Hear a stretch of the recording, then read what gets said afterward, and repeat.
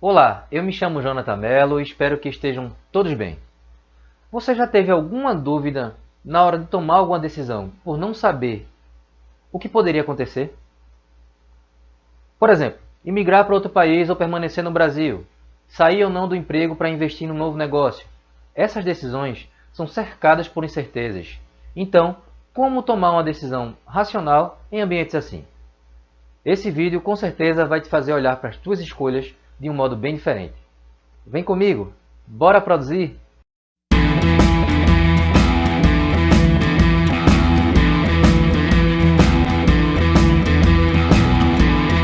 Até agora abordamos problemas e tomamos decisões baseados em alguns critérios e usando técnicas que tornam claras qual a melhor decisão a tomar de uma forma quase que inquestionável. Entretanto, existem muitos problemas que esse grau de certeza é praticamente impossível de atingir. Diante desse desafio, como tomar decisões mais racionais em ambientes de incerteza? Vou te dar alguns exemplos desse tipo de situações. Uma empresa vai lançar um novo produto, por exemplo, no mercado. Qual será a aceitação dos consumidores? Quanto deve ser produzido? Seria interessante avaliar essas questões disponibilizando o produto em uma pequena região? Outro exemplo poderia ser uma empresa de petróleo. Precisa decidir se perfura ou não um poço. Será que esse óleo será o suficiente? E mesmo se tiver óleo lá, qual a profundidade desse poço? Seria interessante investir mais na equipe de geólogos para dar uma certeza maior sobre essas informações? Estes são apenas alguns tipos de exemplos de situações onde as decisões precisam ser tomadas em ambientes tomados por incertezas. Perceba que quase todos os problemas que já resolvemos usando modelos determinísticos podem, em alguma etapa, ter também incorporados ambientes de incerteza. Sendo assim, dá para deduzir que, de um modo geral, as análises acabam se complementando com o tempo. Quando falamos de incertezas, fica claro que estamos entrando no campo da probabilidade e estatística. Nesse universo, é preciso, além de conhecimento do negócio, que nos permite fazer as perguntas corretas, como também é preciso conhecimento técnico para saber como extrair certas informações dos dados. Só isso já dá um montão de assuntos para estudar.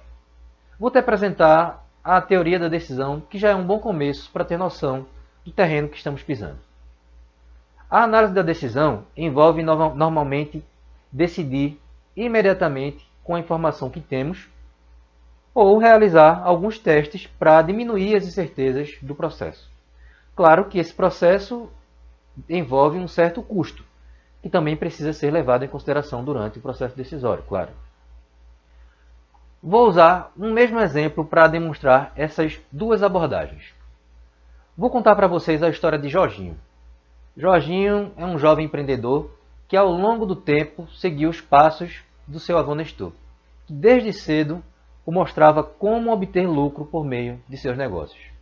Antes de morrer, Nestor deixou para seu neto Jorginho uma terra de uma de suas antigas empresas já desativada. O fato é que essa terra herdada por Jorginho estava sendo sondada por uma empresa de petróleo. Uma empresa de petróleo que ofereceu 90 mil pelo terreno. Jorginho até que estava precisando desse dinheiro para ampliar seu negócio, porque ele tinha um negócio de painéis solares. Quando recebeu uma proposta formal por e-mail do pessoal lá da empresa de petróleo, Jorginho notou algo interessante. Ele viu que o pessoal lá da empresa cometeu um erro básico. Enviou o e-mail com o histórico das conversas, dos contatos com o pessoal da área técnica, de geólogos da empresa. Vasculhando as conversas, Jorginho viu que havia uma chance em 4 de haver uma quantidade de óleo na terra dele, e que o custo de perfuração seria de 100 mil, que seria realizada por uma empresa terceirizada local. E o retorno, caso houvesse quantidade de óleo que eles esperavam, seria 800 mil. Nesse caso, ele teria um lucro de 700 mil caso houvesse óleo e ainda continuaria sendo dono do terreno.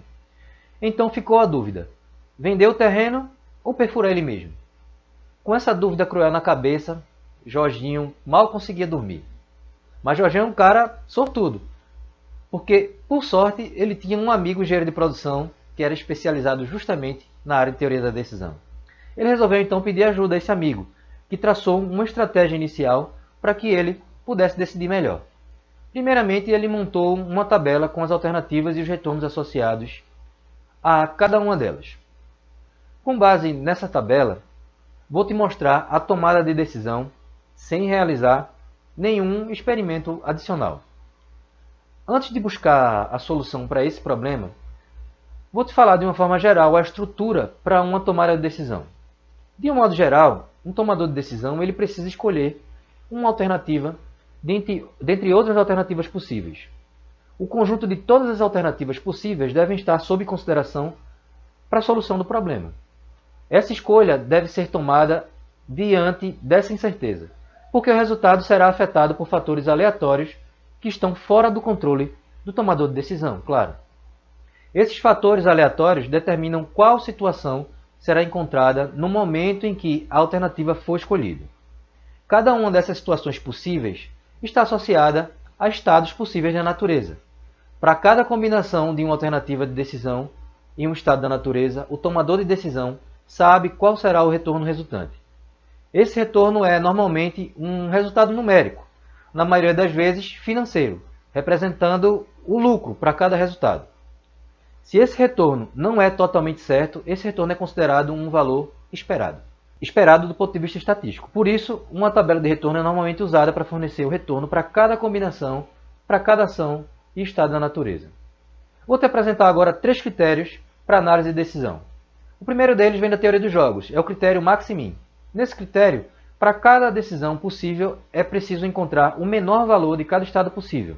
Em seguida, encontrar o máximo desses valores mínimos.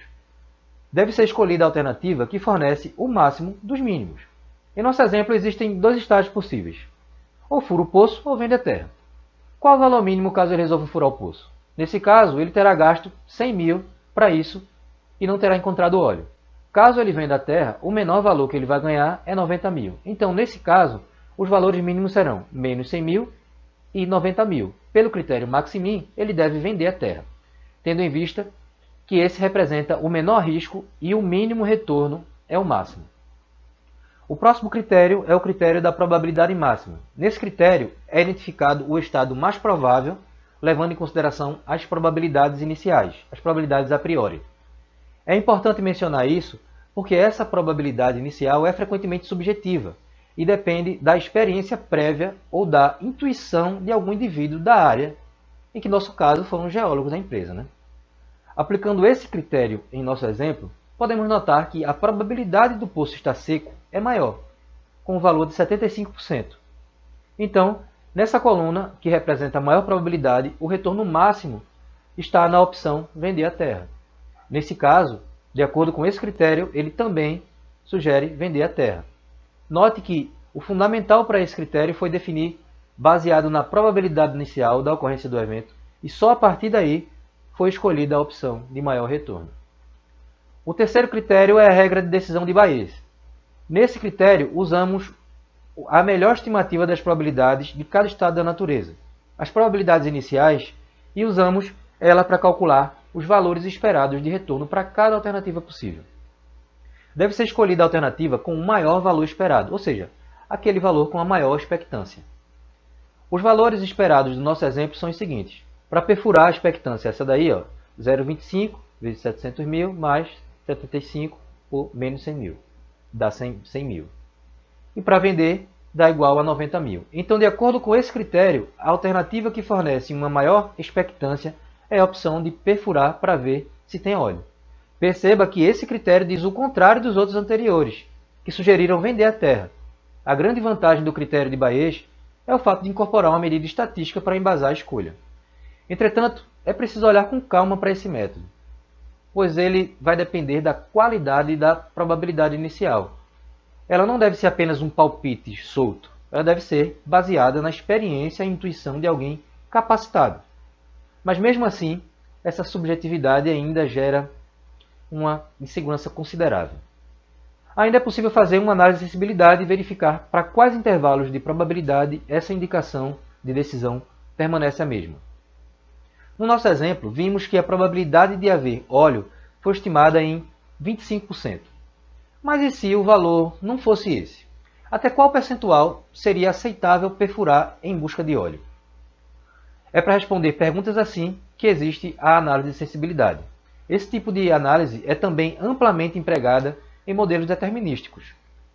Aplicando no exemplo, podemos dizer o seguinte: a expectância para a perfuração, segundo Bayes, é a seguinte. Lembre-se que se trata de uma probabilidade, então a soma delas deve ser 1.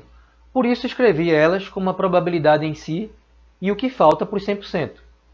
Como vocês podem notar, isso significa que quando uma probabilidade aumenta, a outra diminui e vice-versa.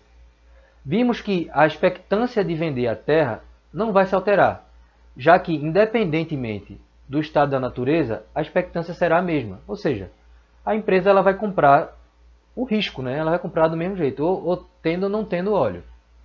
Então, igualando as duas expectâncias, nós temos o seguinte: 800P menos 100 igual a 90, então a gente vai isolar P e encontrar 0,2375. Com base na análise, podemos concluir que devemos vender a terra se P for menor que 23%, 23,75%. E devemos perfurar se for maior de 23,75%. Podemos inclusive verificar essas regiões de forma gráfica. Perceba que nesse ponto de interseção, teoricamente não faz diferença vender ou perfurar. Mas lembre-se de que se ele perfurar, tendo retorno ou não, a terra ainda será de Jorginho. Por isso incluí o sinal maior ou igual na opção que ele perfura. Então, de acordo com essas análises iniciais, sem nenhuma informação adicional, dois dos critérios indicaram para Jorginho vender a terra e outro disse para ele perfurar em busca de óleo.